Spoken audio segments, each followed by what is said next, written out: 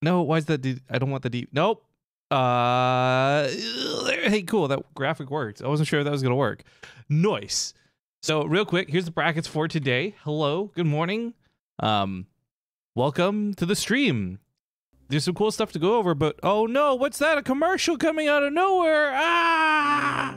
Feeling uneasy about StarCraft's future? The future. Are you unsure if you can afford a war chest? War chest. What about WCS? WCS. Well, don't fucking worry. Quit it. Check out the war chest. Quit wasting your day grinding the ladder and losing those precious ladder points. For a limited time, you can level up your war chest, unlock skins just by simply watching BaseTradeTV. Monday through Sunday. Sunday. Lots of skins. Hell yeah, there are. Buildings too. We also get part of the sale. Cash money. Just use our unique link or click below the stream. Contributions from the war chest will go towards funding BTSL Season 3. While the war chest and the affiliation we have with it are thanks to Blizzard, please understand that the thoughts, opinions, shitposts, and memes we represent do not represent Blizzard Entertainment. There are no side effects. This isn't a drug, but if it was and if there were, they would include became slightly taller, muscle definition, sexual appeal, larger general sense of well-being, and the inability to be tilted on the ladder thanks to all the cool skins you have now to show off. Speaking of building skins, here's a joke for the road. The war chest is like an emotional wedding. Everything comes in tears. Okay, hello and good morning, everybody. Obviously, if that's not apparent, that was an ad for the war chest. Look, here's the thing. Before we get live with the games today, the war chest is something that's going to sell no matter what, like with or without our involvement. What was cool is that Blizzard chose to involve us. I don't even know the exact amount we get per war chest sale. I know it's going to be low because it's percentage based, but that's fine. So if you guys are going to buy anything through the war chest, I hope you consider using our affiliate link for it. Also, Delphinic Star, thank you for the Twitch Prime sub to kick off the day. But good morning and happy almost holidays. Oof. Oh, that's not going to work. That's going to drive me nuts. Lumberjack coming in for 2 years as well. Good morning, man. So if you guys, a couple things I want to go over before we get the day started, because we are going to get things started soon, and I'll have to talk about this a couple of times throughout the day today. Wait, who's casting? Is Porty casting? You guys will notice there should be a new widget on the stream. I think it actually might even be up here. You know what? Let me open up my own stream and see where it is. But the widget, oh, thank you, whoever that was. The widget is because you can earn XP for that war chest that I'm trying to get you to buy. Okay, it is about right here-ish, in this general vicinity. Anyways, if you allow it access to your Battle.net API, you can earn 50,000 experience about every 20 minutes or so. You do have to actively click the button that's like, yo, I'm claiming this. But, man, you guys are bringing in the hype this morning. Jesus Christ, we're barely live for 3 seconds. All right, I'll get this caught up. But just again, make sure you've got your war chest stuff activated. For me, it's right in your face. Perfect. Then it's not covering anything important at all. Anyways, I'm going to try to do that. There should be a little option there that says grant permission. I know it looks really funky, but if you click it, it works. It's great. I was using it yesterday. I almost leveled an entire tier off the war chest just watching Wardy stream yesterday. It was great. Don't know how. Okay, hang on. Let me open this up again. I have to actually look at the widget to remember how to do this. Unless it won't show me anymore because I already clicked it. Yeah, okay. So you guys see at the very bottom middle of the screen, there's like the little tiny itty bitty, like teensy weensy StarCraft box. Click that, and there should be an option in there that's like allow access or something. After that, anytime you're on the stream, you won't have to do it again. It's good to go type thing. One sec, guys. Talking about the war chest. Going. Okay. Anyways, that war chest thing's really cool. Why would they hide it like that? It's not them. There's like technical requirement. Like nobody looks at these things and says, how can we make this the most complicated thing possible, right? Anyways, you could also minimize it so it's not covering my face, all that good stuff. The point is, you can earn XP today while you're watching the stream. You totally should earn XP today while you're watching the stream. That's the beauty of it. There's some small confusion when this went live, but the cool thing is like you can still unlock the tiers of the war chest by playing the game and by like doing your games or whatever, but you can also get XP by watching the stream, which is really cool. And this applies to anyone who's on that stream team, anyone who's got this widget active. But yeah, we'll talk about that more later. Players are ready. I want to get this show started. I should quickly highlight before we get into anything today. Go back to this screen for a sec. Nope, this screen for a sec. Raynor versus Soul is going to be live. Goblin versus Blythe is going to be through replays, but that's the only match that's through replays just because Goblin couldn't be home early enough to do the games live. So it'll be Raynor versus Soul live. Goblin versus Bly replays. Then we'll do Bly's match, whether it's the winners or the losers, live. Then Goblin should be home, so we can do his match live. And then, of course, the group finals will be done live. But I think we're about ready to go. So let me see if the players are ready. Players ready? Question mark. Also, I should note really quick, guys, we have the last amateur tournament of 2018 happening today. Darius has just posted it in Twitch chat. It is the Masters and below, so anybody, pretty much everybody here should qualify for it. I hope you guys will consider checking that out, consider playing if you fall into the category of Masters and below, but we all know your Twitch chat GMs, so nobody here probably qualifies. Let's hop into Cerulean Fall for the first game of the day.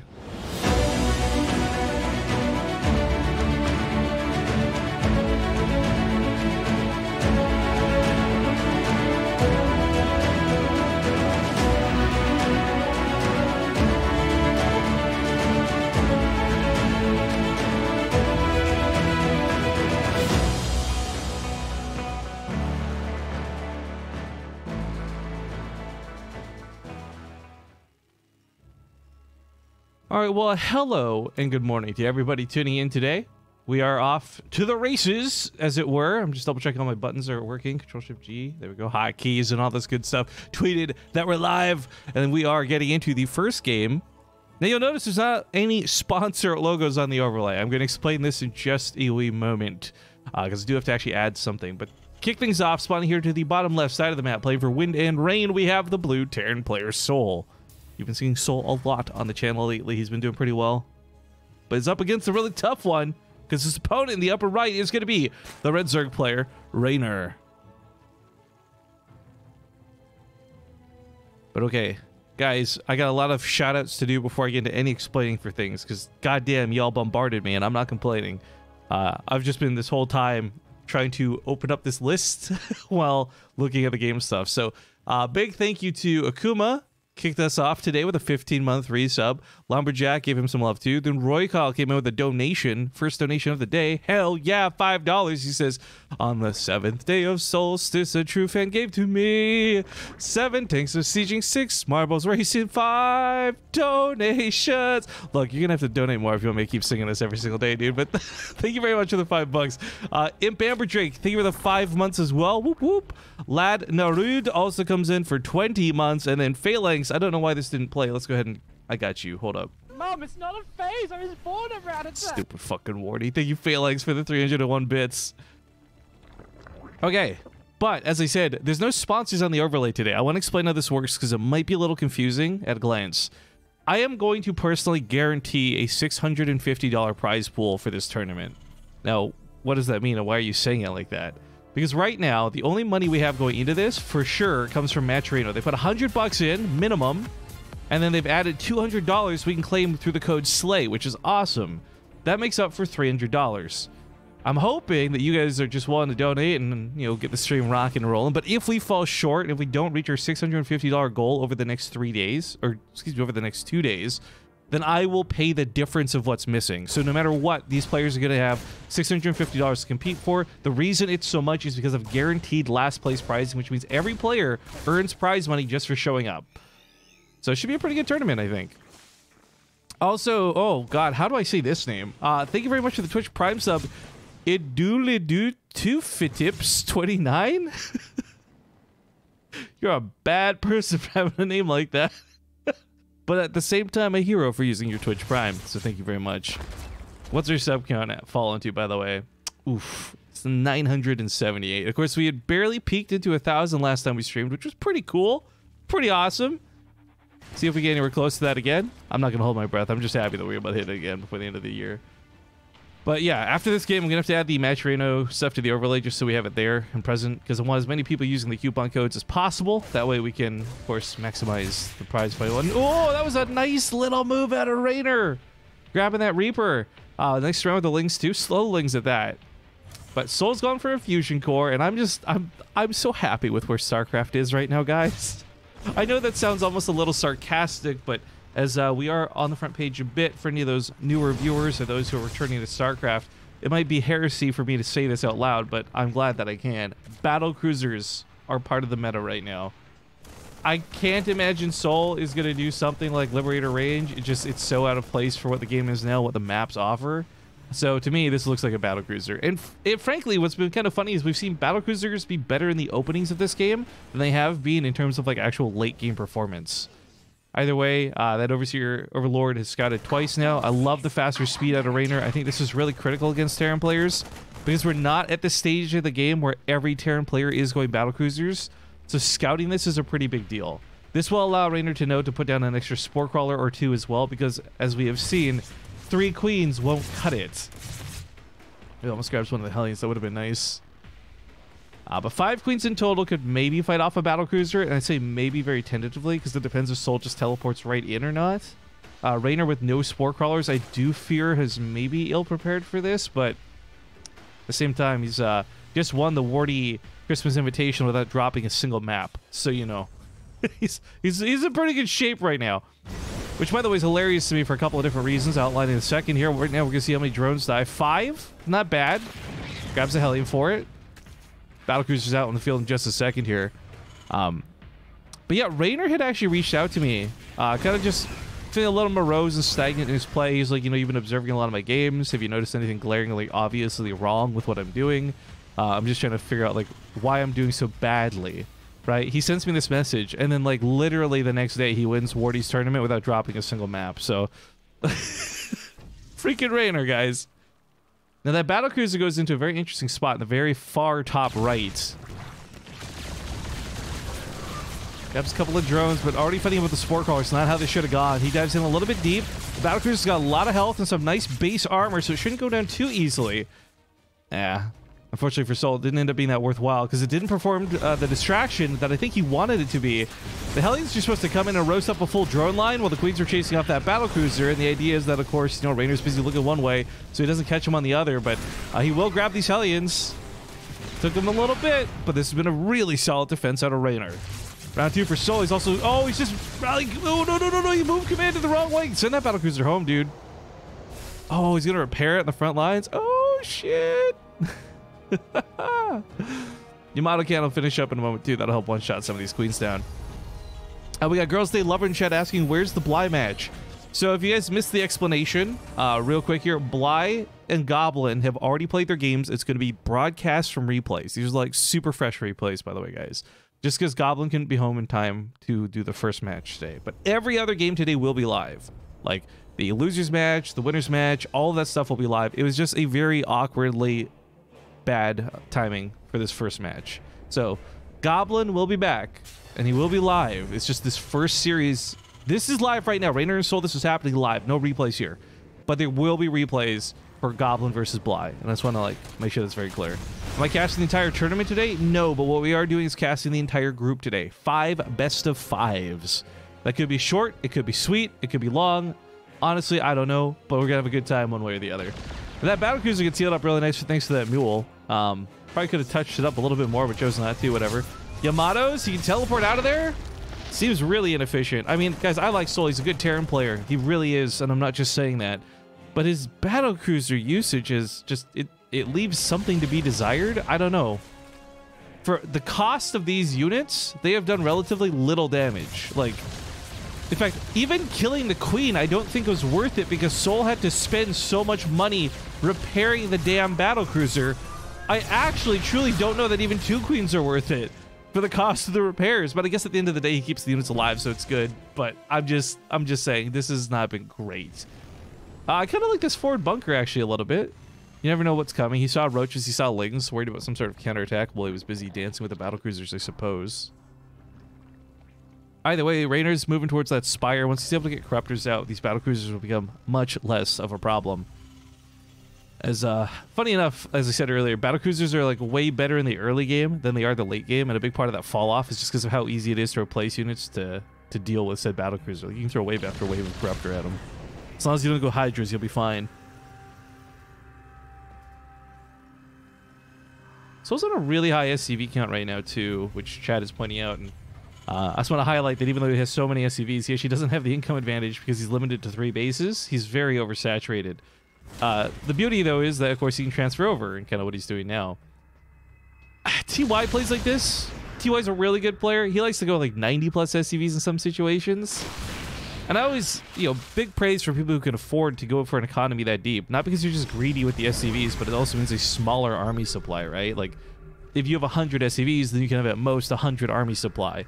We've seen Zerg actually go the opposite direction of this, I think, in more recent days, and it's been like less about the drones and more about the army supply. And you know, all these players with like 150 supply just through pure army units alone. I don't like this, by the way. Diving in, grabs a couple of those tanks, which is nice, but he's not going to be delaying the CC. Looks like tanks and bunkers on this side grabbed a lot of the lings running in. The signature Raynor move is, of course, to do run-bys. Why Roaches? Asks Megadusk. Or Megadusk? I'm probably saying that wrong. Roach is actually great in the early game. He was really worried, I think, about a lot more Hellions coming out into play. As we saw earlier, you're not going to have lings stop a bunch of Hellions if it looks like mech. Which, by the way, it kind of is. So, I don't think Roaches were terrible for the early game. They just don't really transition to this stage of the game very well. Not without becoming Ravagers a little bit later down the line. But at the same time, for Raynor, just giving away some of that supply so you can make more useful units like Swarm Host is fine. I don't know, like 9 Roaches for like 2 tanks. Yeah, it's hyperbole. It was like 7 Roaches, but still, for 2 tanks. Panic Switch, what's up, dude? 53 months, Mega Dares. Hey. The Swarm Hosts, of course, you can have some time-based limitations to them, but as the Locusts come in, they should be able to grab a couple of kills here and there. Yamato's going down on the Corruptors, grab 2 of them immediately, trying to deal with the siege tanks. Those tanks are not protected by the Hellbats. Big problem when you're fighting against the Swarm Host players. You need a lot of that blue flame to wash off the Locusts. You can kite down and fight the Roaches, deal with the Corruptors eventually, but blue flame's really going to be what stops the Swarm Host part of this. Oh, Zombie Grub's in the chat. That's a name I haven't seen for a while. Merry Holidays, girl. If you guys haven't seen, also, by the way, good folks like Zombie Grub also have their own War Chest affiliate links. But don't fucking use her dirty affiliate link for the War Chest, okay? Use mine. Click below the stream. The hot chick. The clickbait. Also, just, well, I don't want to do a big shout out here, but guys, if you haven't seen, we have an amateur-only tournament happening in about 30 minutes or so, probably less than that. If you guys want to play in it, please contact Dares. It is the last one of 2018. Now here comes the Swarm Host again. Locust coming in for the hit. He's got more Hellions out this time, which would be great, but I don't know if he's got enough of them is the problem. Battlecruisers, of course, have got to be careful. They get a little too close to the Corruptors. Bunker breaks, but the tanks deal with the Locust, so it kind of works out. Teleports away. Nice defense out of Soul. Raynor is throwing wave after wave of units at Soul, but I do want to point out his resources loss is not exactly skyrocketing. So much of this is free-based units. Losing a Corruptor or 2, like a real unit here or there, is not a problem when your Locusts are dealing with so many of the siege tanks and taking out so many of the Cyclones. How do I link this to the War Chest? Oh, okay, so this is going to be kind of hard to point out for those who... I was using my fingers earlier. Boy, that sounds lewd. Somewhere in the bottom middle of your Twitch stream, like somewhere around this area, there's like a little tiny widget. If you click on that, that's the thing that gives permission. I don't know why it's done like this, but it is. Once you click that, you never have to do it again, which is fine. After that, every 20 minutes or so, you just hit collect on the XP button, and you'll get about 50,000 XP to your War Chest, which is kind of cool because they said earlier, like, I was just watching Wardy's tournament yesterday, and I got like a full level of the War Chest off of it, which was nice. It's a new thing, though, guys. Blizzard's definitely keeping a keen eye and feedback for this. They were very responsive to a lot of the problems yesterday. If there's other big headaches, I'm sure... Whoa! Swarm Host got one shot! It got deleted! Did it even exist? The corpse isn't even there. There's no proof that Swarm Host is real. Oh, sorry, we'll talk about the War Chest in a bit, guys. But now we got the big attack coming in. Corrosive Biles on top of the tanks. Locusts take them out too, but that Planetary Fortress should still hold at the end of the day. Raynor had wanted to go for another attack here on the left side. Oh, he did grab the command center with Caustic Spray by the looks of things. Oh, man, what an annoying Zerg player to play against. But I like that Soul's getting a little bit more active about using... He just killed his own queen. I like that he's getting more active with the Cyclones. I think that, you know, we've seen this time in and time again, where the Cyclones are so good at kiting. They deal so much damage to their lock-on, but they don't actually have, like, any means to just sit down and fight. They can't just shoot Rudy Toot Toot style. Now the wave of the Locust comes in. Funny enough, lock-on on Swarm Host doesn't seem to be that too bad of a thing, but it's not so good against the Locusts. Battlecruisers trying to do what they can as well. Those Corruptors are still very scary. He doesn't have a lot of upgrades. Well, I guess 2-2 is not too bad, actually, considering these Corruptors have nothing themselves. But even then, I was going to highlight the Corruptors have really high base armor, so even with the upgrades, the battlecruisers are only hitting for like 5 damage a shot, I think, something like that. It's not great. These teleports are also not saving a lot of his units. If the Cyclones could better deal with the Corruptors, these battlecruisers would be king with the Roaches and Ravagers. But 14 more Corruptors are coming out next. And someone out there, I'm sure, is like, well, why isn't he just making a Thor if the air's such a problem? Thor's got super hella nerfed. They're not very good, to be honest. I think at this stage of the game, I would almost love to just see like Widow Mines or something instead. Like even a cluster of just 4 Widow Mines to bait the Corruptors. I mean, it would only work once, and I don't think Raynor would fall for the same trick again, but Corrosive Vials are hitting these battlecruisers hard. Teleport's not available. He's walking away, but the Corruptors are giving chase. Command Center's probably going to die. VCs as well. Soul might just be on the ropes with this one, guys, because his battlecruisers were his, like, saving grace for all of this. His backup plan for, well, if I can't deal with this, at least I have the battlecruisers. But no, the CC is going to die. That's the second time this base goes down. Luckily, Soul still has this base over on the right side, so mining isn't a problem, but money still is. So much of what he's building is so expensive. 2 battlecruisers at a time. That's 800 minerals, guys. Teleports away, but the problem is there's like no missile turrets here on the ground. The Cyclones are only grabbing a couple lock-ons. It's really not a problem for Raynor to lose these Corruptors. He's so far ahead. Look at the money he's got in the bank right now. He goes another battlecruiser. That's 6 battlecruisers down, 22 Cyclones. So expensive.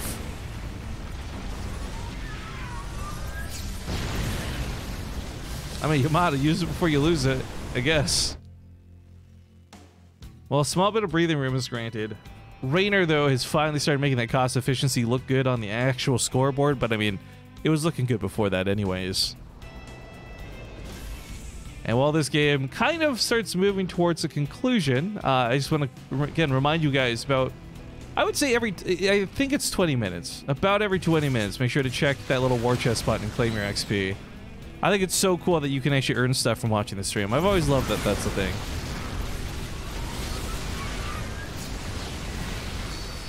Yamato hits, he kites away, but there's nothing to really kite away from or to.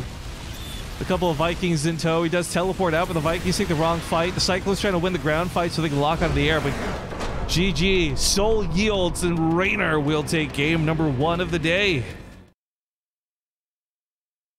Whew. Deep breaths, guys. That was a good game.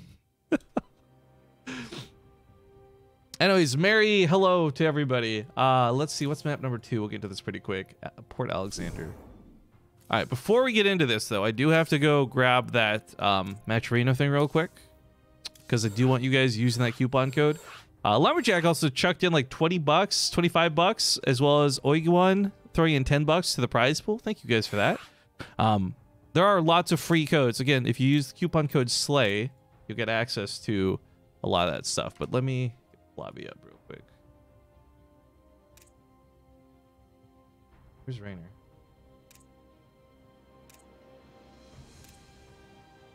Okay. Whilst we multitask around. Give me a moment here, dudes. Why does Wardy have so many viewers? I'm Jelly. What's up? All right. Let me move this around here. Copy paste. Why is that not going in? Huh. Okay, I can't get this to show up on the stream for some reason. That's kind of annoying. I'll have to fiddle with that later. We're ready to go into game number 2. He's been live for ages. Wardy's probably having like one of those days. He goes too ham sometimes. But okay, Port Alexander, they're ready. Let's hop into it. Is that Mr. D-Roy, the mean fast food mod? No, dude, it's Mr. D-Roy, the fucking rat.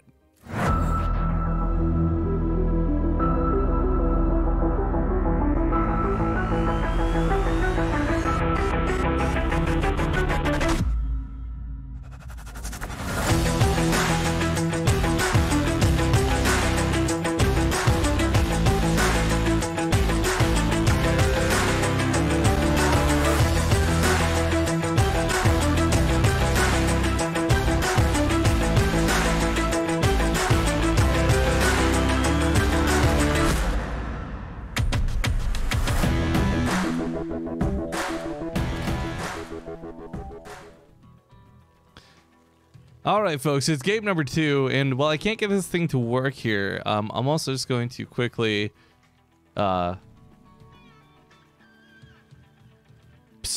Hey, Wardy and Sinsin. I forgot to give you links, but can y'all mention to your viewers about the coupon code Sleigh for the Matcherino? I gotta go paste this to Wardy really quick.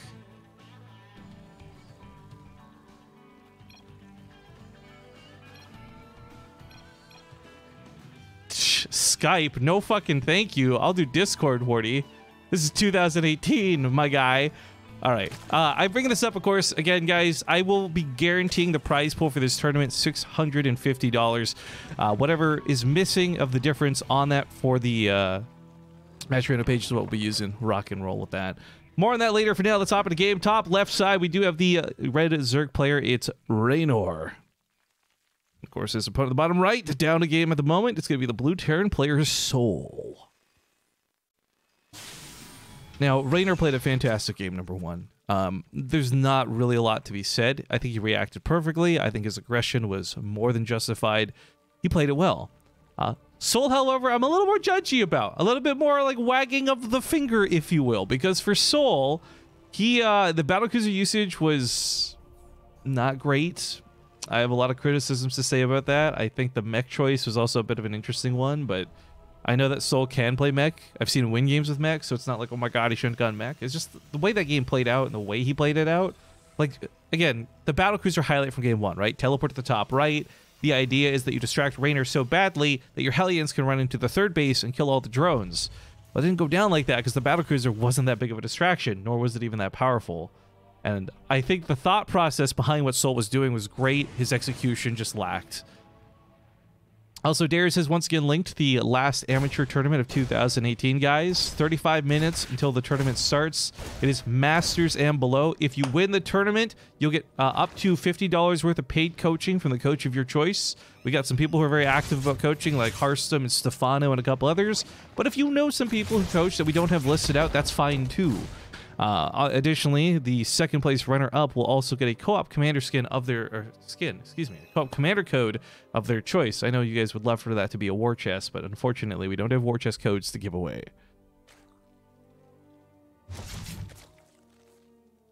Yeah, we're back like that.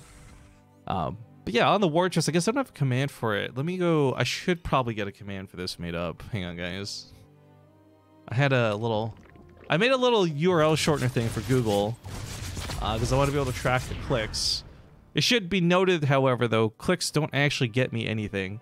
Clicks aren't worth any pennies or dollars. It's just like a neat little stat to see. So I'm just going to quickly follow these Hellions. Can we choose Rifkin as a coach when we win? I mean, technically, yeah, but all I'm going to do is tell you to proxy Thor. But I'm Zerg. I'm like, too bad. Play Terran, proxy Thor. Command. War chest. Use this code. Or no, this is our affiliate link for the war chest. There we go. Doing it live. Alright, we got Cloak on deck. Should be alright, but Raynor's once again gone for a quick speed. I like this move of the Overlord. Not a lot of Zerg players will commit to getting speed this quickly, and I think the value you get out of this is so very worthwhile. And the information you get too, because of course this time he sees the tech lab spinning, he sees the tech lab on the barracks spinning more notably, like he knows that this is not going to be mech, he sees the Banshee build, he sees the cloak hasn't been cancelled, like this is so beautiful, and of course, even if the Marines start shooting, the Overlord actually gets out alive thanks to its speed. Couple Hellions paired with this too. A Spore Crawler absolutely necessary. I'd like that Raynor's taking all the necessary precautions here to take as little damage as possible, theoretically. But the problem is still there's going to be 6 Hellions hitting up that right side. The Queens are going to have to be maneuvering around for those Banshees. It's going to be a little bit awkward, frankly. How does the XP from watching the war chest work? Well, Stomp, if you've got that little widget activated, every 20 minutes or so, you'll get about 50,000 XP. You have to actually click the little widget to claim your XP, but it does get transferred to your StarCraft client. I tested this yesterday. I specifically played no games, no co-op, no nothing. That way I wouldn't earn any in-game XP. And after watching Wardy's tournament yesterday, I pretty much got a full level out of the war chest. It's pretty cool. This does work in tandem with playing the games. You can still earn XP while playing the games and all that good stuff, and unlock skins that way, but yeah. from watching the stream, you just click that claim button every 20 minutes or so. I should probably set like a timer for that. Would be useful, I suppose, to remind people. Funny enough, I can't actually earn it while I'm broadcasting, though, which is a little annoying. Okay, Banshee gets up here. A bit of a nuisance, but the cloak's already done, so she can't stick around for very long. Hellion's still posing a threat down here to the south, but the beautiful creep spread and Overlord scouting out of Raynor has seen this coming, so he's not really panicking at all. It's kind of terrifying, actually. Raynor is one of these players who we praise for a lot of the games he plays, but I think one of the things I really enjoy, if I were to list something that I think makes Raynor a good player, is his multitasking. You could say this to a degree about anybody, but the reality is, like, he's very quick to respond to things. You know, he just needs a little bit of vision to have all the information to know where and when to counterattack. And this is really evident when Raynor is in the zone. The guy just feels like he's got map hacks on. It's incredible.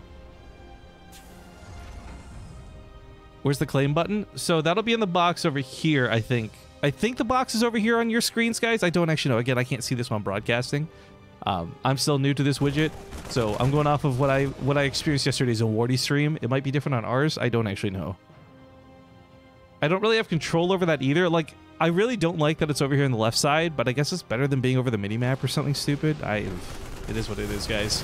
It's a cool little promotion. Blizzard's been taking feedback on it. We'll talk more about this later. Spore Crawler hits those medevacs, but the Marines hit the drones. The Ling's a little bit tentative to get in here because this mineral line is not a great place to fight. Waiting for him to stim a little bit, though. I like that move out of Raynor. Just kind of holding back. Once Soul pops that stim, it's another 10 health missing. Pushes it off. Easy peasy. Of course, you can change the location. Wardy has done that. Oh, really? Okay, I'll have to look into that then, because I only saw one option as to where to put it. You can also hide the thing. Yeah, you can minimize it so it shouldn't be too invasive. Yeah, I don't know, guys. It's still new. I didn't get to do. I wanted to stream yesterday and test it out, but I got really busy prepping for today, so I didn't get to look into it too much. However, as we live and learn today, we can adjust and fiddle and coordinate, but I'm a little bit less worried about that at the moment. A little bit more about this base down here, which is under some pretty heavy fire from the Marines. That medevac's gotta be careful too. She already burned her boost, so is it off cooldown? Oh, it's really dangerous coming in like that. He knows it too. That awkward new transfuse help him keep that hatchery alive a little bit. He'll kill off that Banshee though.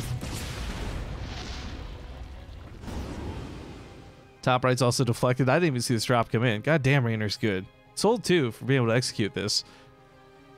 Macro hatchery in the main base for Raynor, by the way, great for production. Lots of extra bases too. Even if he loses this hatchery to the south, I don't think larva will be a problem for him this game. He's up just 2-2 in a moment, but Soul's gone for Widow Mines this game since he is playing bio. It's a great complementary thing to do. Widow Mines got so much more powerful with the patch, and not because they deal more damage, and it's not even because of the Drilling Claws upgrade, which is great, the new addition of staying stealth after firing your payload off. Just the fact that they build faster. The fact that you can get more Widow Mines out as soon as you need them has made them so good in this matchup. To the point where I actually almost believe anything that doesn't incorporate Widow Mines is a mistake. Just being able to pump out 2 at a time so quick, you know? That being said, Marines, Widow Mines, oh, how did he do it? How he flew through Widow Mines and Marines and he snipes off a medevac full of cargo. Soul angrily kills his own Marine as punishment for letting that happen. Martial law. Yikes.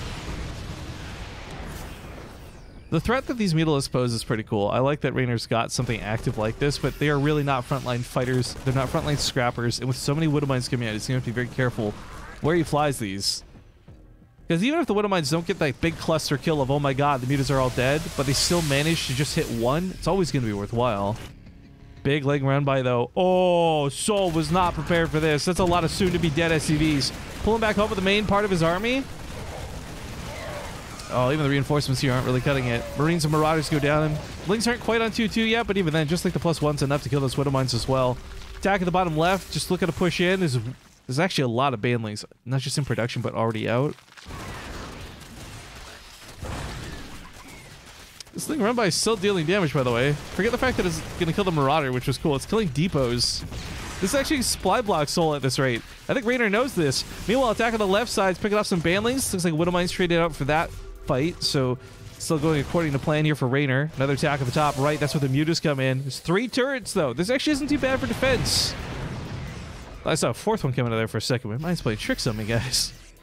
Too many Mutalisks. Too much bio.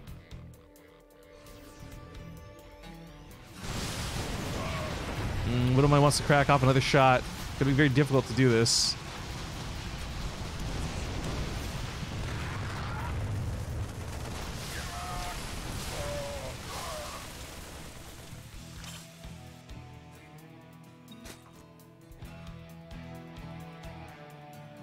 Well, a little bit more of call to action, just while we got a bit of lull in the game. Again, I'm sorry to lay this on so thick, guys, but it is our last amateur tournament of 2018. I don't know how the signups are looking, but you got about 25 minutes for check-ins and signups if you want to play. Dares is, of course, here to walk you through it. We've been paying Dares since, like, February, with specifically the job and the intention of walking you guys through how to do a tournament. So I'm sure many of you are at work or you're not able to play, and that's fine. But for those that are like, you know what, I play, but I've never done a tournament before, I'm feeling a little anxious about it, like a little nervous, don't. We're literally paying Dares to help take care of any problems you might have, guys. So please, please consider playing in the last amateur tournament of the year. I get nothing for this, by the way. I'm not even paid for it. It's just, it's a cool initiative. We committed to it for a full year. I'm glad we're finishing that year out. Oh my God, this +3 tonight is huge. But yeah, please go sign up for it and play, guys. But man, denying +3 weapons, keeping Soul so hardcore supply blocked, like whether it's the Bantlings hitting the depots over here, whether it's the Mutalisk running around the main base grabbing kills, like Soul just has no army supply to work with. He's got no overall supply to work with. I mean, look at Rainer's maxed out. He's got a bank growing behind this. You wouldn't think this is a mismatched matchup, but Rainer's making it feel that way. The Thor's a little bit desperate too. If you guys don't know the way the Thor got nerfed, you heard me briefly mention this earlier in the last game. It lost one of its base armor, so it's a little bit more fragile than it was. But more importantly than that, they reduced the already infinitesimally small splash radius that the Thor had to be even smaller. So you can't even hit a big cluster of mutas the way you used to. I, of course, missed the drop at the top left, but that was taken care of pretty quickly. 6 drones died. Not that much. Not that bad, actually. Rainer is just rocking and rolling through this game. Soul is finding some struggles to get footing, but luckily this is a group-style play, so there is a losers match, an elimination series, and what have you, so that'll be coming up next, of course, for one of these two players. Next up, though, I guess, because people are asking it about Bly versus Goblin. Bly versus Goblin, I want to make very clear, is the only best of 5 today that will be done through replays. Goblin will be home in time to play the rest of his matches live. So the next game, the next series after this best of 5 will be a best of 5 of Bly versus Goblin done through replays. Then after that, we have like whatever matches come. And those will all be live after that. This one's live too, just in case anyone's confused. Bantlings don't get the greatest connects, but he did only send about 3 or 4 of them in. Looking to go just collapse now and destroy what's left of Soul's army. The Muta's even coming in for the fight to do cleanup on the Medivacs. There's no surviving for Soul. GG's get called. Rainer goes up 2-0 in this tournament. Not too bad. Not too bad at all. Now, of course, as I said, this is a best of 5. Unlike previous things we've had, which have been best of 3s. But guys, we are going to go to a break. However, I want to use this cool new screen I made, so give me just 1 sec here to update the scores before we go to said break. Export as PNG. Oh, yeah. All right. I don't think I really have music prep for this, so just enjoy the boring ads for a second while I get things sorted for this next game. Thanks for watching, guys.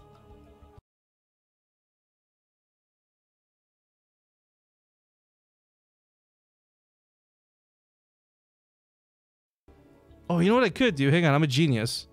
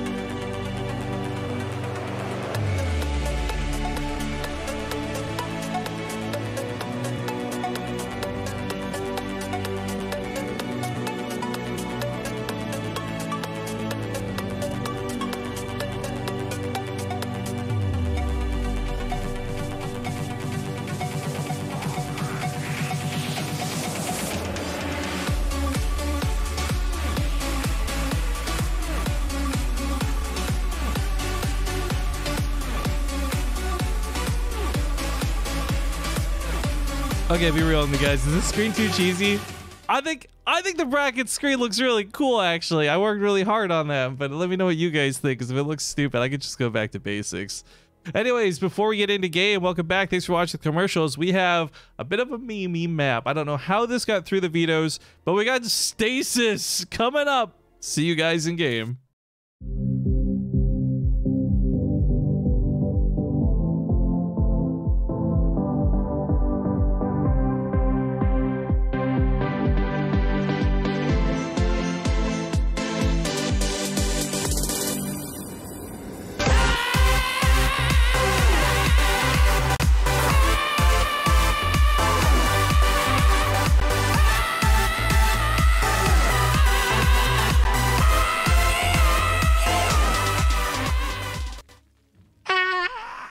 All right, guys, my voice cracked a lot harder than I meant to, so that sounded worse than it intended, but welcome back. Game number 3 kicks off. Just take a long sip of water there. It's still this first best of 5 of the day. Spotting here in the top left side, we of course have the red Zerg player. It's none other than Raynor, who I've been trying to get a hold of since Home Story Cup. I'm glad he can finally play in a tournament with us. Spawning here to the upper right side of the map, of course, is going to be the blue Terran player Soul on his last life for this first series today. If you guys missed out, by the way, we had a free-for-all battle. It's not yet been uploaded to YouTube. I guess I should have probably prioritized doing that. I'll do that today, I think. But we had a free-for-all battle that determined the seeding for this tournament. It was actually a lot of fun. I love professional free-for-alls when there's something of value at stake for it, whether it's prize money or seeding in a tournament. So we've had some pretty fun stuff, some pretty good stuff from it. Oodles! Oodles and oodles of Prime subs! Thank you very much for that Twitch Prime, dude. But yeah, the free-for-all battle was really interesting. We had Showtime off versus Zerg. There's a lot of this, that, and the other. It came down to, I think it was like DNS and Showtime or something like that for the final 2. It was really fun to watch, but ultimately it made up the groups for this. And if you guys don't know, you're not following the tournament too closely. Oh man, David's Goliath, thank you for the Twitch Prime sub. If you guys haven't been following this too closely, if you go to the events tab above the stream, it will show you every day we're broadcasting this, but just to save you some time, it's today, tomorrow, and the day after, so December 21st, 22nd, 23rd. All 3 days, of course, are going to be here on BaseTradeTV. You'll see some people cast it and some won't. Like, I think Wardy's casting today, but he's not casting tomorrow. Then he's back for the finals, I see with the question mark. Yeah, there's a lot of cool stuff going on for this. So a lot of cool people who'll be broadcasting it too. We left this open to community casters. It's kind of like my gift to the people who've been working hard on things. Like, it's a great tournament, really good players. Tomorrow's group's going to be great too. It's got Nurchio, Showtime, and a bunch of others in it.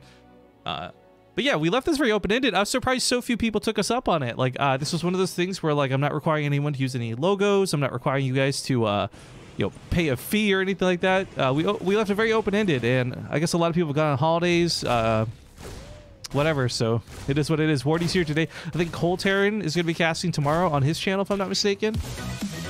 Ooh. Lord Philium, thank you for the 505 bits. Can more people please subscribe? This disco song is my jam. Thank you, Lord Philium. Appreciate the bits, dude. Yeah, I'll do a subbing begging for action a little bit later, I think. For now, we're just trying to get through these first couple of series. After this, it's really linear and easy. The problem is, like, even though the next series, as I've said multiple times now, is going to be cast and replays, it is just kind of juggling around getting people set up in the groups. Once we know the elimination match, and once we know the winners match, it's pretty easy at that point. It is just stressful solo running things prior. And this is why I typically enjoy having somebody like Dares run brackets for me. When we do groups, I don't really have brackets for that, so I miss them for days like this. But Dares is still working, as we said, running the amateur tournament. I believe it starts in about 15 minutes, so this is kind of the last time I'm going to draw attention to it, guys. Please, please, pretty please. I want to see some good signups. It's the last one of 2018. A lot of people have been asking us to run it through to 2019 as well, but the thing is, like, if we don't have signups to play, why run it, right? So show me that there's a good reason to consider this for 2019. I'm not saying signups will bring it back, but guys, hit it up.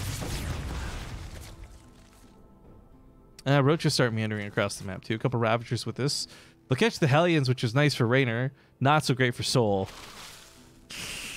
Scott's just kind of late. The bunker does come up on the high ground, so in a worst case scenario, he can evacuate upwards, but Mech Xavier, he's making that wish come true of Lord Philium. Thank you for the 11 months. Hard to believe it's almost been a year. Hell yeah, dude. Glad you've been here for a year. Oh, Banshee's got to move. Last thing he wants to do is lose that corrosive vials. Oh, he drops supply as well. This is such an important depot to keep alive. Not even just for the sake that it blocks things out, but that's a lot of supply he'll get blocked by if that goes down. Luckily, though, he's dealing with this pretty quickly. The Banshees took care of... Or, yeah, the Banshees took care of the Ravagers pretty quick. This ended up being a non-issue. If this had been more committed, it'd be game over, but Raynor had only really poked with this. However, still a risky move, I gotta say. You're up 2-0 in the series, so if there's one person who's afforded that risk, it's certainly Raynor, but... I don't know. I'm not a big fan of Roach Ravager attacks. They're too easily caught. They're so easily dealt with just by scouting and building a bunker. I'm just not convinced. The Banshees are also, by the way, a little bit of an interesting choice here. And I say interesting as the highlight because these Banshees are going to be dancing around the map. But, of course, for those who are unfamiliar with this silly, stupid, meme map, there's a lot of air blockers up to the top side. So there's not that much maneuverability for the Banshees. And if they approach from the south, well, it's the same kind of problem. A lot of space means a lot of opportunities for queens to chase and kill. That being said, he's keeping an eye on what's going on. He doesn't have creep spread between the main base and here, so it'll be a little bit difficult for the queens to move back and forth. But a Spore Crawler guarantees that there's a limit to how many kills these Banshees can get. As Raynor will just, yeah, there we go, hide kind of around the Spore Crawler. Layer's almost done, so Overseers will be on the way. Not transfusing seems like a mistake.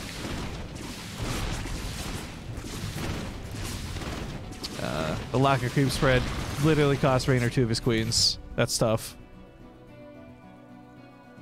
I gotta say, he is struggling to deal with this a lot more than I thought he would. Part of this is because I guess he's aiming to get more army units out.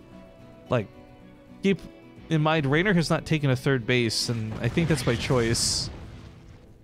Oh, you guys are also witnessing the awesomeness of limited airspace.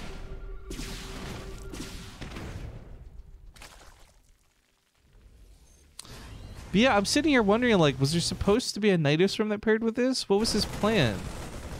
Because he's got a lot of roaches, not a lot of economy, and so much of this is just, frankly, him falling back off of his early attack failing. He's now scouted what's going on. He's gone for Burrow. Nope, cancels it. Instead just Roach Speed, so no Tunneling Claws. Goes back into droning a little bit here. I think that Raynor trying to take this third base is a good move, but I can't help but wonder if it's too late. Good old Twitch chat reminded me, though, that Raynor doesn't drop games. That's true. The Warty Christmas Invitational had some really great results for Raynor, I gotta say. Actually, it's so crazy to me, because if you consider and condense all of Raynor's success, it has all been in 2018, really, right? Like, it started with the People Images tournament we hosted at the start of the year, where we had, like, that 10-0 King of the Hill run. I could kind of tell that he was thinking about using this for a scan. He was looking for the creep tumors, but I think Sol's just trying to highlight that, like, that was not meant to be BM. As much as I do find that hilarious, nonetheless.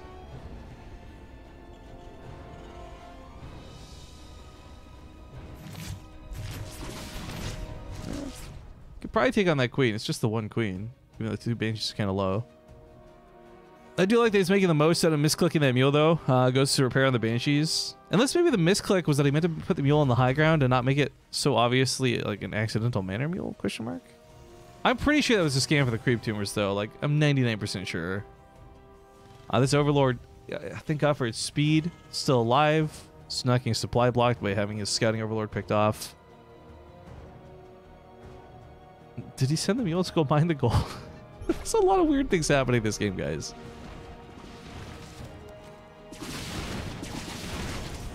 Also, I guess, because it's definitely been 20 minutes, make sure you guys have clicked the claim button on your war chest. Claim that XP. Every option you get. Is it over here, by the way? Am I clicking the right spot? I think it's over on the left side of the screen, right? I say left side of the screen, right? I meant left side of the screen, correct? Question mark. So yeah, just a reminder, every 20 minutes or so, guys, click it. 50k XP is 50k XP. How does it work? I don't know. Magic? Question mark? Or do you mean, how does it practically work? We'll go over that in a moment, guys. As he does dive in here, he's met with Roaches and Ravagers. I guess the beauty is Raynor, because he had sacrificed his drone production early on, does have a lot of army to show for this. And pushes this back with relative ease. I'm not sure where that misclick was, but he was hoping to get better positioning with the tanks. Didn't work out. I kind of like the pullback in this situation. Like, he could have committed and maybe traded out okay, but he wouldn't have really been able to kill much with that. But yeah, as far as the war chest works, if you've enabled access to the extension, which you can do in the bottom middle of your screen, then every 20 minutes or so while watching, if you click that claim button, you'll get 50k XP, and that goes into your game. That goes into your StarCraft 2 game. You don't have to be logged into StarCraft or anything. You just have to be watching on Twitch. Then the next time you log on, you'll get all that XP, and you'll see it all there in the war chest, which is cool. Do we get credit even if we haven't purchased the war chest yet? You know what, Roycall? I don't actually know. Keep in mind, we're just here as affiliate partners, so we get like a small percentage of the sale. Other than that, I don't know a lot of information about how the war chest functionality works. However, like I said, Blizzard's been pretty good with feedback. A lot of the support tickets submitted yesterday were answered within like 20 minutes or less. And if you guys have any major complaints, I'll tell you this real quick. Blizzard keeps an eye on Reddit, which makes me so mad because they shouldn't be their main source of... Anyways, point is, if you have feedback for things, they are being pretty receptive and they're keeping an eye on adjusting things. So whether it's Reddit, a support ticket, you name it, like Blizzard is listening, Blizzard is watching. I think their goal is to make the War Chest XP feature as good of an experience as possible. But they're new to this, and so are we. So it's a very interesting partnership. We, of course, again, I'm speaking on behalf of all the influencers who got like affiliate with this. We have very limited information, and we have limited access to things, guys. Anyways, TLDR, link your Blizzard account with your Twitch account. While you're doing it, you'll get XP for watching the stream. Easy peasy. Which is awesome, because it's not like some fake XP. Like, it actually goes towards your in-game stuff. Banshees can pick off some of the infestors. Ooh, I like this. He could fungal growth, actually. Yep, that will, of course, break stealth detection. It's not a super efficient way of using energy, but it's better than losing a bunch of units to 2 Banshees. This opens up the pathway for him to get on to the front lines with those tanks set up really nice. He's even got one up on the high ground. Oh, I love that extra one up on the high ground. There's a drop here on the bottom left, but it's also being dealt with. Great response out of Raynor. He's moving on towards Greater Spire behind this as well. So, you know, this looks great initially for Soul, but where all of his tanks are right now don't attack a hatchery. They don't kill a base. They don't deny mining. They are just creating a zone fight, though, where Raynor basically can't enter this whole area here.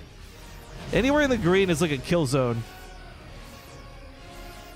Now, funny enough, we see Fusion Core coming out, and I don't think this is for Battlecruisers. This is probably for Liberator range, if I had to guess, this late in the game. Although Battlecruisers would be kind of neat to see. This unload method seems inefficient. I'm not sure what his plans are with that. Crystal Biles land, but they miss. Oh, wow. That was a big missed opportunity, actually. Some of these tanks are on like 11 kills. 4 or 5. Like, there's been a lot of damage done through these tanks. The drop on the bottom left, of course, got dealt with, so there's nothing left in that medevac.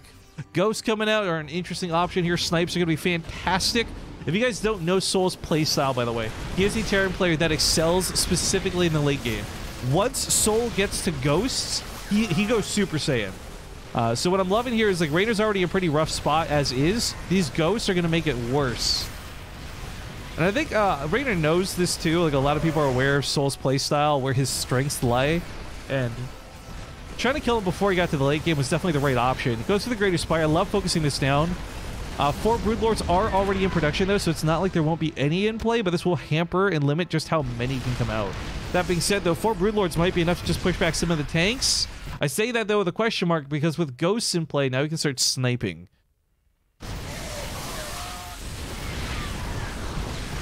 Friendly fire doing more damage than the Broodlings are. Marines try to stim underneath one of the Broodlords. He does catch one. These are pretty precious. Raynor with a bit of miscontrol there. Steady targeting is going to be a pain in the ass. Oh, but the tanks meat grind the roaches. Raynor went in a little bit too ham. I guess he thought he had more momentum than he really did. That stings. Here come the snipes, though. Fungal Growth can counter this, but he's not looking. Sees it a little too late. There we go. If you guys don't know how steady targeting works, any amount of damage, doesn't matter what it is, a tick from the Fungal Growth, a circling melee attack, any kind of damage interrupts and cancels the snipe. It will refund the energy still, which is great for Terran, but as you guys see, he just saved most of his Broodlords. It's weird to say most of, because 2 is literally half of what he had. But things are still not going well for Raynor. He's continuing to expand, and that's great, but you know, he's applying no pressure on the other side of the map, right? Like, he's not denying a base, he's not killing SCVs, there's planetaries even on top of that. And this choke makes it impossible for him to find an engagement. Some corrosive bombs from the high ground would actually be awesome, of course. A little awkward there. Takes a little too much damage. Oh, we do have some merchants sitting at the bottom side now. He'll see the expansion coming out.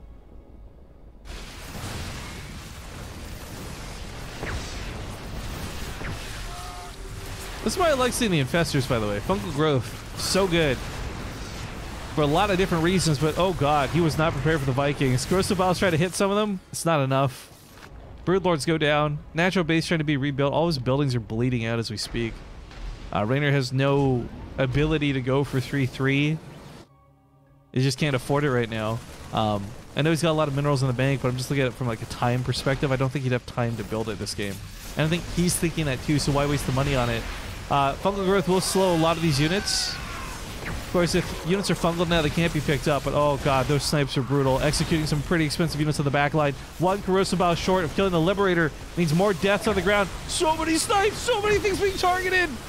Oh my god, it's gross. This is so gross.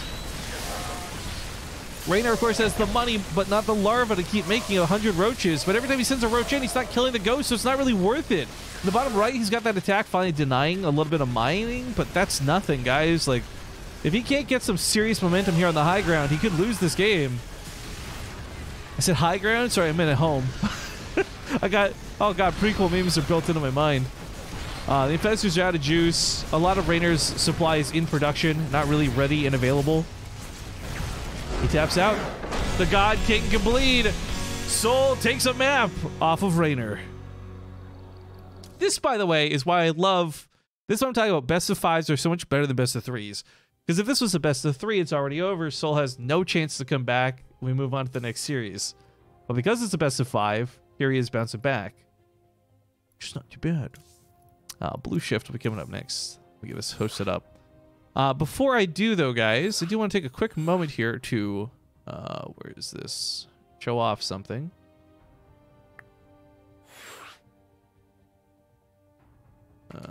It is match arena related. Give me a sec. Also, why are my lights making my camera freak the fuck out? What's going on with this? Camera, can you be chill? I think it's getting stuck trying to focus behind me. That's kind of annoying.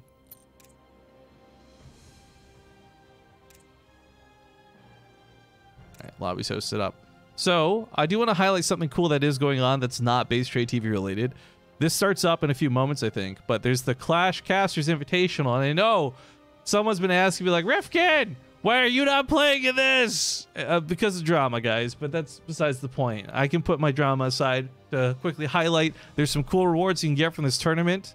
Again, this will not benefit the tournament you're watching right now. This is a separate tournament, but I've got good friends like Zombie Grub and Fear Dragon and many others who are competing. They've got cool little portraits for $5, I guess. You can get your hands on some of them. Roddy looking like an anime husbando. I don't know what the fuck's going on with that. Pig and others. So you guys should definitely check this one out. This is just matchreno.com/clash. I'll put the link in the Twitch chat here for anyone who's interested in that. I don't have a portrait. I'm not part of this tournament. And I'll talk more about that in a moment, but for now, let's get into Blue Shift. Where's the button?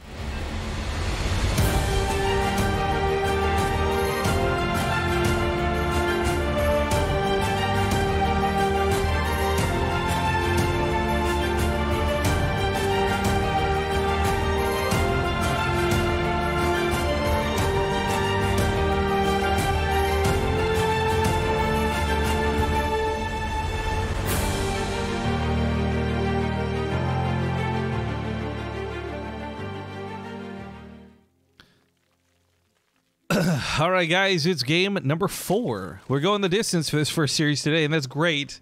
Spawning here in the upper right side, we have the red Zerg player. He's still up 2-1, Raynor. And to the bottom left, we got the blue Terran player, Soul. Just won a game, is fighting for his life. Fuzzy Fission says, do I need to be in a certain browser to click the extension on the left? I don't think so. I think as long as you're logged into your Twitch account and it's connected to your Battle.net account, you should be good to go.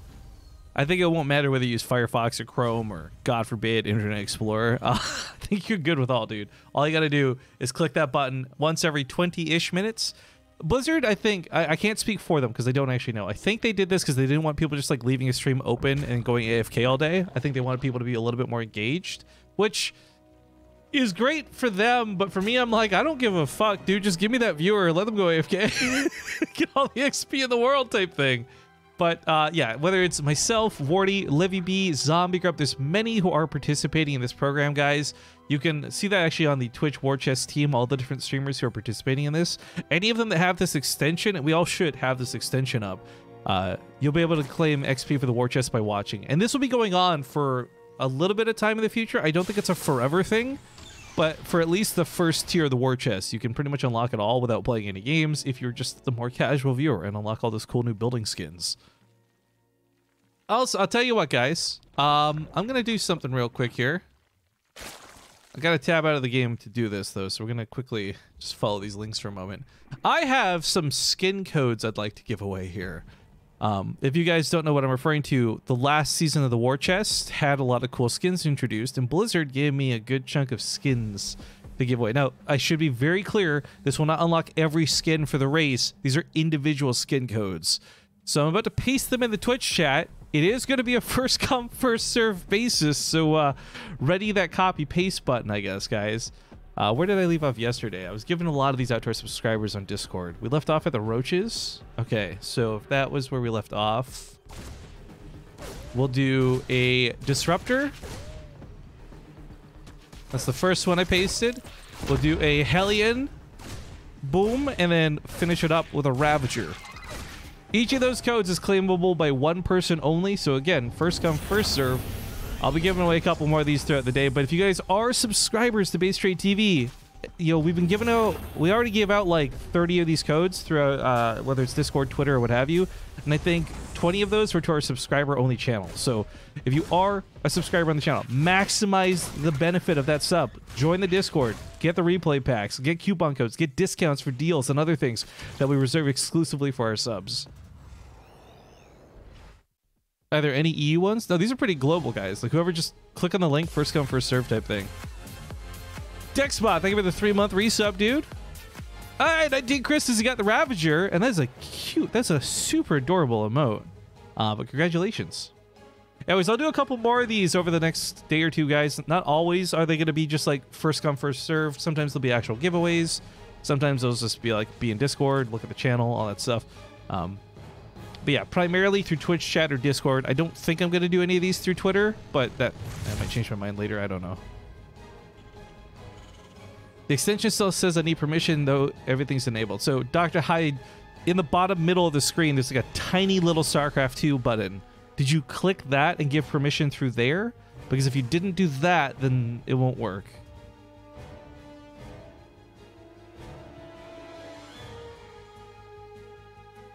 I got the Disruptor. Hey, congratulations, Sleepy One. So who got the Ravager? That's the real question. Look, guys, don't be upset. I have literally like hundreds of these codes to give away, so don't worry. We'll get you all something. Oh, did they break the hotkeys? Are you guys seeing this? Look at this. The hotkey menu, it like overlaps a little bit now. It didn't used to do this. I know Ollie's updating GameWare. I'll have to ask him about that. A little bit of a ling run by, though. Catch some of these SCVs. Forces mules to run away from mining. That's already a pretty good amount of damage. The Hellbat attack commences. I think there's enough queens to keep this from doing too much.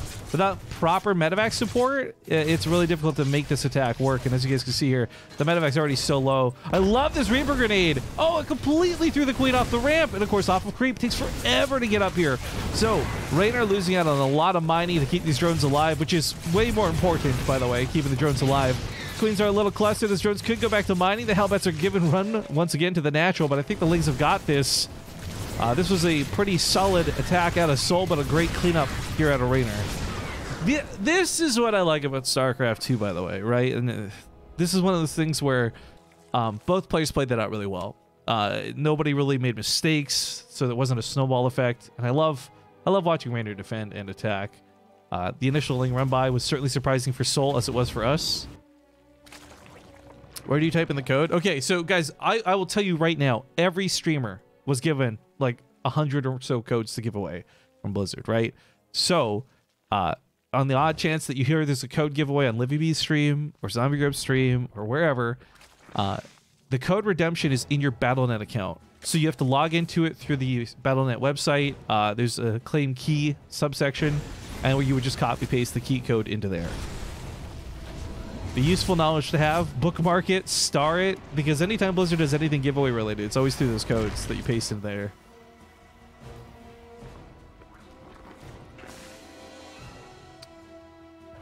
But yeah, as things develop, Raynor starts moving towards his layer tech. He's about halfway done. Fusion core coming out of Soul. Again, I'm not convinced that this will be for battle cruisers, and I kind of actually hope it isn't.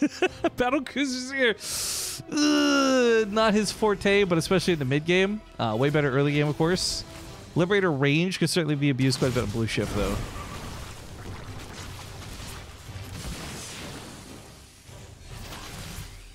Oh, he's gonna kill the medevac. Stuck around a little too long. I don't know if he can pick up with this. No, this is everything. Really expensive attacks out of Soul. It is a battlecruiser, by the way. I was wrong. I was mistaken. It's double battlecruiser. Oh. Okay. This changes things up a little bit. Before, when it's just single battlecruiser, that's why it's really weak, because it doesn't have the damage paired up with a second one. If he gets not these first two, but these first 4 battlecruisers, I think the timing should work out well enough they can just blitz. Although he may just show his first 2 battlecruisers immediately. We'll find out here in a moment. Either way, his base over here to the third is going to get attacked by some queens, which are slowly moving forward. This will not work out for Raynor the way he wants it to, though, because he isn't aware of it, but he needs... Like, he saw 1 starport earlier. That's not crazy. But there's 2. Star Spanky says 1 battlecruiser getting 2 battlecruisers? Wait, what? Question mark? You don't say? Look, sarcasm aside, it's all about timing for the battlecruisers. And the idea is that you want to hit at a time when there's no anti-air to counterattack you. In this weird case, there is going to be anti-air, but I don't think it's enough through the queens. And in fact, his battlecruisers, because they get to fight at home, he's going to have the teleport option available. Normally, you burn that immediately heading straight across the map. By not having to use that to get across the field and use it here defensively, even if his battlecruisers get low, he should be able to keep them alive. Here we go. The queen's going to have to burn a lot of transfuses, keeping this one alive for as long as possible. This is a cat. We're on, like, what, live 7, 8, 9? So many transfuses going into this. Yamada's blow away some of the queens, too, on the backside that had energy. Kills that one queen, cleans this up. Once all the queens are dead, he can deal with the roaches. But even then, these battlecruisers actually will take so long to clean up all the roaches and lings. This still might not be worth it at the end of the day. He almost lost that battlecruiser, too, by the way. 40 SCVs die. No matter what he saves, he's behind. His Hellions go for the counterattack, but it's not going to be enough. He taps out. GG's get called. And Raynor will take the series, closing it out now 3-1. Well done by Raynor. That's better than a 3-0, I'll tell you that much. But that does send Soul to the elimination match, and that will send Raynor through here to the winner's match. I'm going to go update this stuff here. Now, we don't know who's going up where next. As I had said, we've kept this as spoiler-free as we can, for myself included. So I know that it's Bly versus Goblin coming up next. You guys know that. I know that. What we don't know is who wins. We don't know who moves on to which side of the bracket. I haven't even actually properly downloaded the replays yet, so I've got to go get those. So here's the break screen coming up. Please enjoy. I'm going to play, actually, a homegrown ad I made myself. I hope you guys enjoy it. But we'll be back in a few minutes with the next best of 5. Thanks for watching. Feeling uneasy about StarCraft's future? The future. Are you unsure if you can afford a war chest? War chest. What about WCS? WCS. Well, don't fucking worry. Quit it. Check out the war chest. Quit wasting your day grinding the ladder and losing those precious ladder points. For a limited time, you can level up your war chest, unlock skins just by simply watching BaseTradeTV. Monday through Sunday. Sunday. Lots of skins. Hell yeah, there are. Buildings too. We also get part of the sale. Cash money. Just use our unique link or click below the stream. Contributions from the war chest will go towards funding BTSL Season 3. While the war chest and the affiliation we have with it are thanks to Blizzard, please understand that the thoughts, opinions, shitposts, and memes we represent do not represent Blizzard Entertainment. There are no side effects. This isn't a drug, but if it was, and if there were, they would include became slightly taller, muscle definition, sexual appeal, larger general sense of well-being, and the inability to be tilted on the ladder thanks to all the cool skins you have now to show off. Speaking of building skins, here's a joke for the road. The war chest is like an emotional wedding. Everything comes in tears.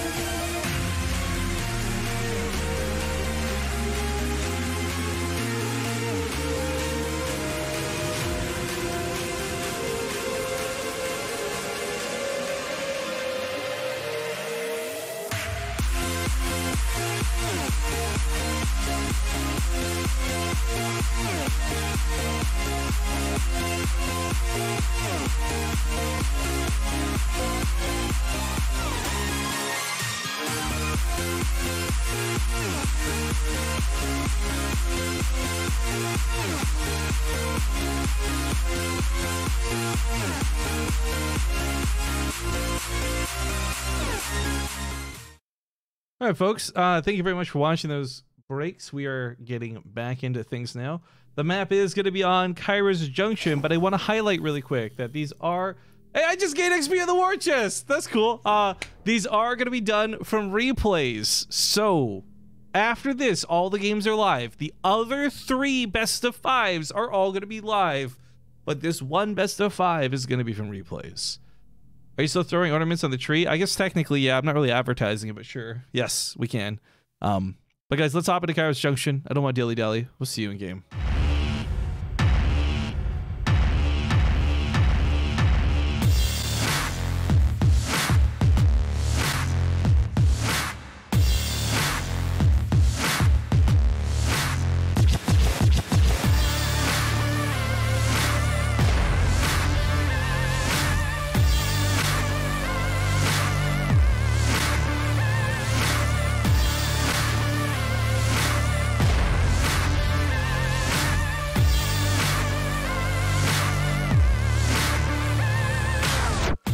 All right, I hit the in-game button a little too soon. Sorry for cutting off the intro, but let's get into it. Spawning here, the bottom right side, we do, of course, have the blue Zerg player. It's none other than Bly. And his opponent at the top left is, of course, going to be the red Protoss player, Goblin. And if you guys don't know, Bly has recently been evicted from his team. I say it like this because his team shut down, which is unfortunate. So he did ask me specifically to mention on the broadcast that he is going to be looking for a new team. So, yeah, Bly is a free agent. And one thing Bly has been doing pretty consistently against all Zerg players, or excuse me, against all Protoss players, is just like proxy hatchery shit. Sometimes it's in the main base, sometimes it's just to block the natural. Either way, it's been a bit of a pain for some Protoss to deal with. And Goblin, funny enough, he's been doing pretty well in Wardy's tournaments, and he's been doing some cannon rushes here and there, and he's been a bit of a shenanigansy guy on his side, but I was like, Bly's coming in to be super annoying here with that drone. Well, Goblin's got the money for the Nexus. He's just got to move away. Of course, if this does end up being the hatchery block, which is super duper annoying, yeah, I can just make a zealot. Or what? Hello? The fuck? What? Wait, what?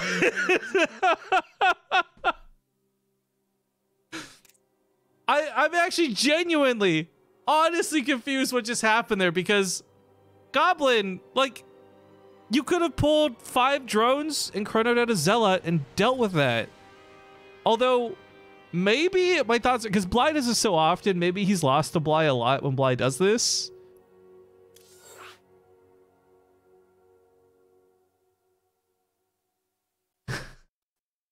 I don't have anything to add other than that. That was fucking stupid. What a riveting game 1, guy. You know what? That's almost as bad as when, like, you know, Terran goes to the proxy racks and it gets scouted and they're just like, fuck it, I'm done. Peace out, y'all. Which is weird because, like, Goblin wasn't the one doing something cheesy, so I don't really know. But yeah, Bly is speedrunning, apparently. Was your intro longer than the game? Yeah, mate. What the fuck? Wardy, isn't Goblin doing well in your tournaments?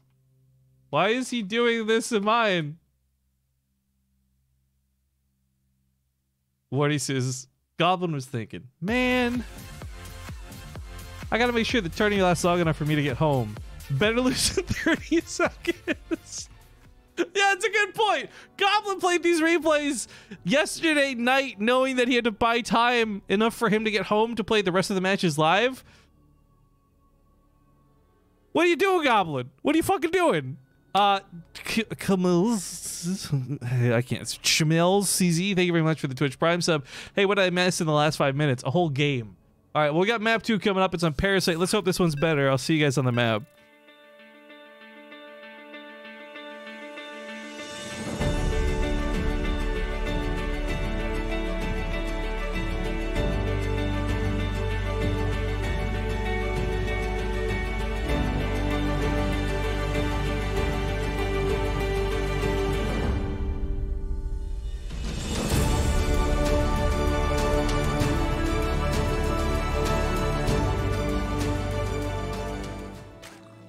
All right, welcome back, everybody. Game number 2 kicks off. He's got 1 point on the board, of course. In the bottom right, it's going to be the blue Zerg player, Bly. And his opponent in the top left is going to be the red Protoss. Feeling a little bit cowardly today, I suppose, is Goblin. Repping, I think, Infinity Gaming? Yeah. Spawn SC2 says, is there any way to stop this war chest active thing from popping up every other minute? To be honest, I don't know. It's not really been too invasive for me when I was watching Wardy's stream yesterday, but I also maybe watch the stream differently and enjoy it in a different way than you do. So I don't know.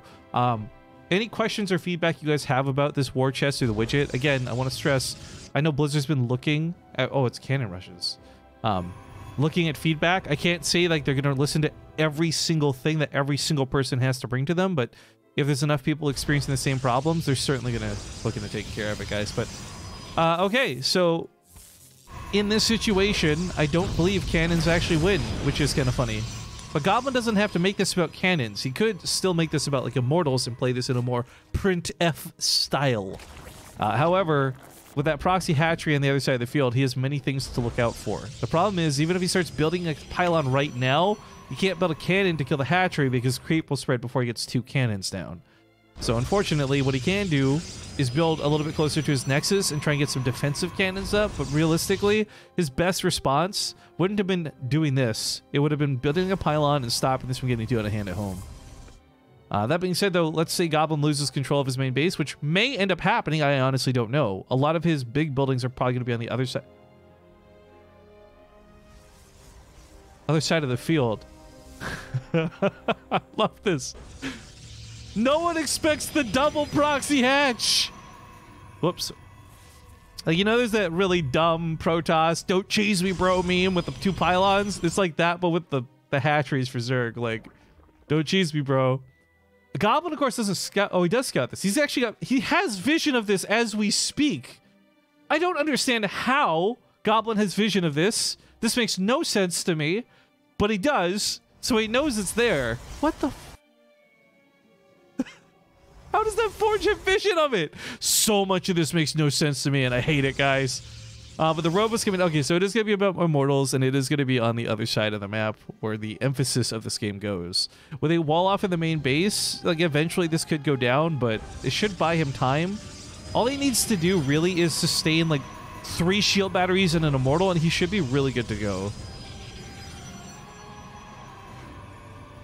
Turxel says, I joined this stream 1 second. I see Bly, I see Hatch. I know something is up. Yep. Welcome to casting Bly games. Bly always has interesting matches. I'm not going to say they're always good, because that would be a lie, but they are always interesting. And that is the truth. Now, the Spine Crawler is a great move on the other side of the field. It'll stop more units from coming up the ramp. It'll make it a little bit more difficult to leave, for example. He knows this too, so he sacrifices the Zealot. He walks out of there with the Stalker. I think that's the right move in this case. Wait for the backup. Use the Immortal. Go in full force. A single cannon comes up at home to try and defend. Shield battery's a little out of range. I don't know if that's actually going to reach. Oh, well, without high ground vision, I'll have to back up for a second. Ravagers will take care of that next. This is tough. Even with the Immortal, a lack of high ground is going to make this very difficult to engage on. So I wonder if an Observer or a Warp Prism gets the priority. Yeah, the Warp Prism I like a lot better, I think. Yeah, Shield Battery reaches like the pylon, I guess. I think that's what he wants to try and keep alive. But he needs to manually target it if that's the case. He's going to recall. Oh, this sucks. This kills so much momentum. Not only that, but losing the power on that warp gate, this really screws over Goblin, because now he can't warp in units defensively or offensively. He has to just build them out of the gateways. And if he's not careful, he may even lose the Cyber Core before he has a chance to use... Oh, geez, guys, this is getting really bad.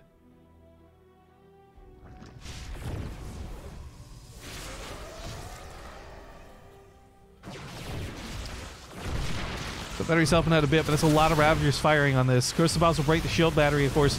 They only have 150 shields and only have 150 health now. I say only, that's still a lot, but it's less than they had in the past.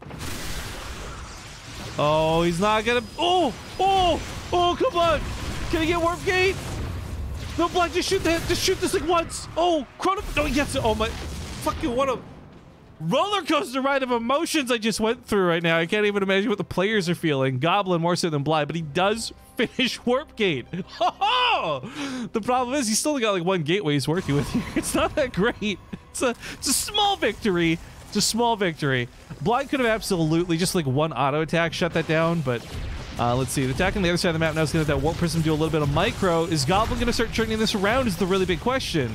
He doesn't have a lot to turn it around with, but he doesn't need a lot either. He can actually juke out a lot of these Spine Crawler shots, as you guys just witnessed. However, he is getting broken on the other side of the map. Roaches and Ravagers coming in, so a lot of them. But, ooh, a lot of them are low from that previous fight, too. So 1-shot range here and there. I mean, the Immortal does not get the bonus damage versus Ravagers, of course, but it's still, like, what, 20 damage a shot? It's not too bad. The shield battery's almost out of juice. As this starts going down, a lot of the probes have been pulled. He's going to pull the rest of what he has left to try and hold this force while he continues to push on the other side of the field. I feel like this secondary follow-up attack was delayed way too much. The Transfuses? Nope. Transluces is more like it. Although Goblin still might just lose this game to the other side of the field. Remember, he's got no additional mining going on. There's the GG. Oof. All right, so... we need to teach Goblin how buying time works. Like, if you're like, oh, guys, I can't be there on time tomorrow. Like, your goal at that point is just to make these games become excruciatingly unnecessarily long. All right, I hate to do it because I feel so guilty after such short games, because we are going to go to small commercial break. When we get back, it will be game 3. I'll see you guys here in a couple minutes. This one will be short, but be back soon.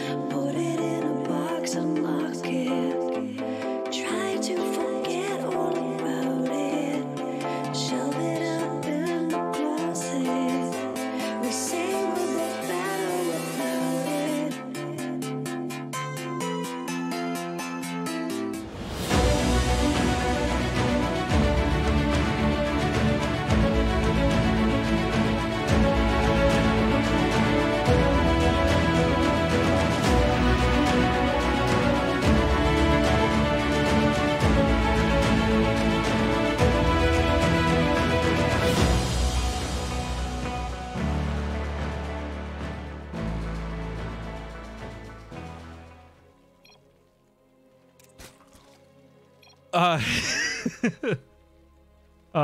glomps you. I just wrote that.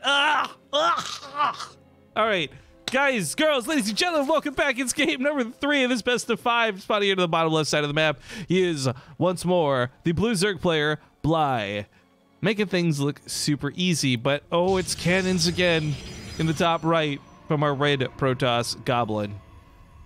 Now, I told you guys Goblins are doing a lot of cannon rushes lately, and this looks a little bit cheeky, and you're like, okay, what's he doing? Is he even trying? And the reality is, I've actually had first-hand casting, but also watched on Wardy's stream where Goblin's competing over there, and he's been doing really well in the groups and what have you for, I think it was 2019 has left the game? Or maybe it was the Christmas Invitational. The point is, cannons aren't the problem. Goblin is, as you guys can see here, he knows the spots to cannon rush, he knows where to place these things down, he knows how to wall himself in.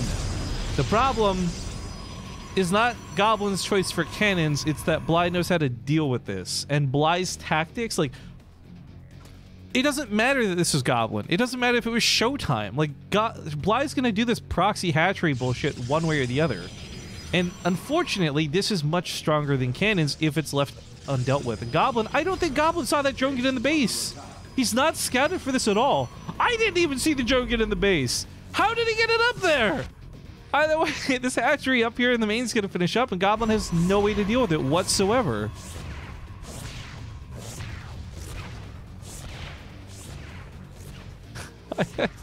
I don't even know, man. I just actually don't even know. Why are you guys casting this separately? Yeah, me and Wardy are fighting. That's right. Fuck that guy. I can't stand him. Gosh. No, guys, I put it up. So I said, like, look, normally what I would probably do is tell Wardy if he wants to cast this, he's got to join me on the channel for it, right? But I know Wardy also enjoys solo casting. But this wasn't a tournament catered around Wardy. This is a tournament that I made, and I said, look, my gift to the, like, community casters out there. Wardy's not here tomorrow, but Cold Terran is. My point is, I don't care if you're English or what. Like, if you're somebody who's established as a community caster, the idea was that you could use this for content. So that's exactly what Wardy's doing. And as I'm talking a lot about that, but what I should be talking about is this, because the game's probably over. Yo, I swear to God, I didn't even know the time of this game. But what a fucking call. Because, yeah, that oh, fuck's sake, Goblin. That was just so bad. I love Goblin, guys. I want to make this very clear. I think Goblin is actually a great player. What I think was not great was that series from Goblin, unfortunately. Oh, no. What's going on here? I am dropping frames.